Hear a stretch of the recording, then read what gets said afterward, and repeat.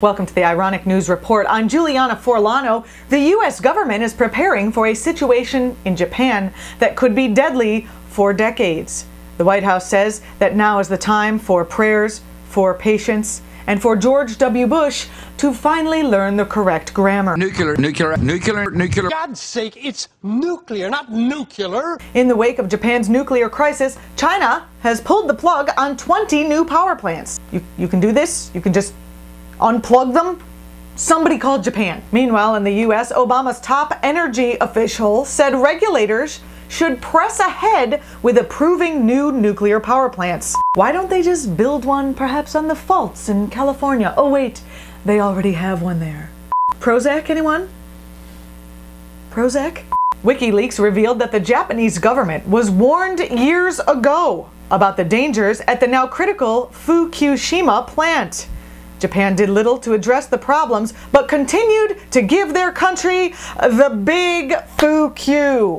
After blaming his affair on his hard work and patriotism, Newt Gingrich said this week, quote, "I am not blaming my life on anyone and I am not offering excuses." He then went on to say, "I am just an asshole, plain and simple." In related news, Glenn Beck told his audience that perhaps the Japanese earthquake is a message from an angry God. Then he went back to his altar and sacrificed 3 chickens and a goat. What happened to science? Tectonic plates? Ever heard of that? Welcome to the Endarkenment. A Catholic youth group in Spain made a calendar that features them all posing in the nude in a recreation of the Passion of the Christ. I am not making this up. The youth were surprised that the church leaders were angry since the priest had so enjoyed the live version just the week before.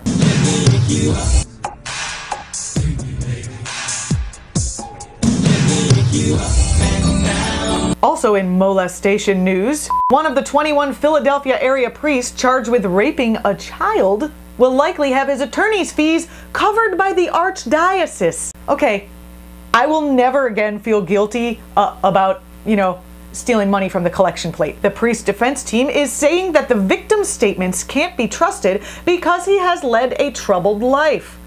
Well, maybe he had a troubled life because he was repeatedly raped by his supposed spiritual advisors. Let's drop some developmental psychology on this courtroom. In non-Catholic hypocrisy news, an outspoken anti-gay crusading Christian pastor was arrested last week for masturbating at a public park near children. His name is Reverend Storm, which gives a whole new meaning to the warning, kids, get inside. There's a storm coming. The average salary for a Goldman Sachs employee fell to $430,000 this year. Struggling Goldman executives have had to cut back to wiping with just 20s. A book filled with blank pages has outsold Harry Potter and the Da Vinci Code. This development sheds light on the question posed by former President George W. Bush.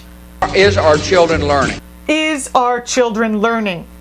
I wish Obama would say something dumb, right? Other than, let's press on with our nuclear program. Fast food giant Taco Bell is still in the midst of a lawsuit that claims its beef is only 36% actual beef.